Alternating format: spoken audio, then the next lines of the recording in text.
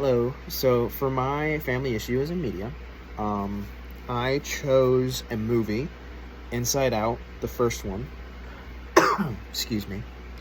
Um, and I chose uh, two theories, or I'm sorry, I chose a theory and then something else from Chapter 9. So I chose Chapter 2 and Chapter 9.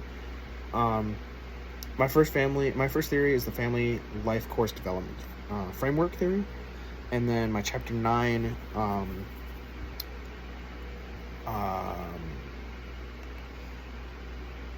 I just completely blanked. Concept, rather. There you go. My Chapter 9 concept is it's a part of raising children in a diverse society. For optional parenting is the header, and then I chose the fourth one, which is having support from family and or friends. But let's get into answering these questions. You will read about that on the doc I'm going to send you. So for the first question of the video section, tell you about the movie. So Inside Out is about a little girl and her emotions, and it's basically them just going through life. Going through at least 3 years of her life. It'll go through how she was, or when she was born, how the emotions came to be. Over time they grew, and in the end it just explains how the emotions grew with Riley and helped Riley grow. I think it's a really sweet little movie. So I chose the concepts. I chose them for this specific movie because the first one, and back in Chapter 2 when we were talking about this theory really stuck out to me because it just happens with a lot of kids. So I really enjoyed the thought that was put into it.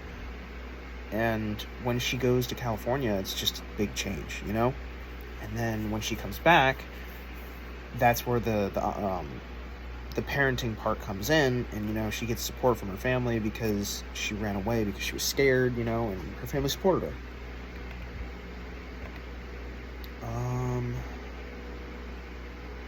So now I'm going to apply the concepts to the media. How are the course concepts depicted? So I wrote out a little script here I'm going to read. So when she moved away, this is going to go into Chapter 2 theories. The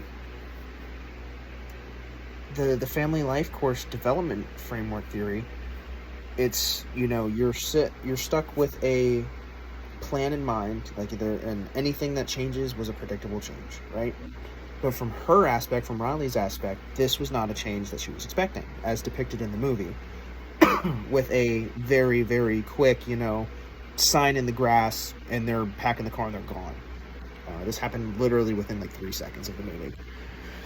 So I think that this theory perfectly depicts it, because part of the description that I have in the notes from the lecture is deviations can be successful or stressful if they defy expectations, and this is an off time change for Riley. The second one is for the parenting. At the end of at the almost end of the movie, after she runs away and she realizes this is wrong, she comes back to her family into the new house. She feels sad. She starts crying, and her family instantly supports her. And she goes, they go, "We know you're sad.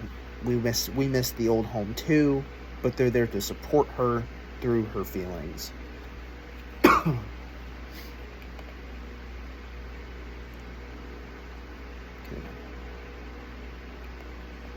So I watched this movie before. It's actually one of my more favorite Pixar movies that they've made. Everything really did kind of change for me watching it, because I never would have thought about any of the theories, any of the, just for instance, there's a scene where she goes to her new school, and it's just, I'm looking at all these kids on the screen, and it's like, I wonder what kind of backgrounds they have, if they came from, like, same-sex couples, or, like, what families they're coming from, and I'd never thought about that before,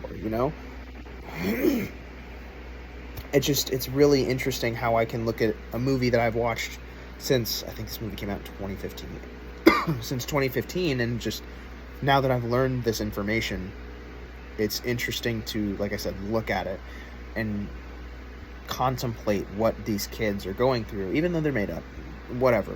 I just think it's interesting why they chose those character designs, if that's based off of somebody that is going through different things, like, so it definitely changed my perspective on it. But I will try and show you the movie and the scenes where Riley moves and where she gets comforted by a family. Let's see if I can get this in here. And that's it. We love our girl. Oh, she's got great friends and a great house. Things couldn't be better. After all, Riley's 11 now. What could happen?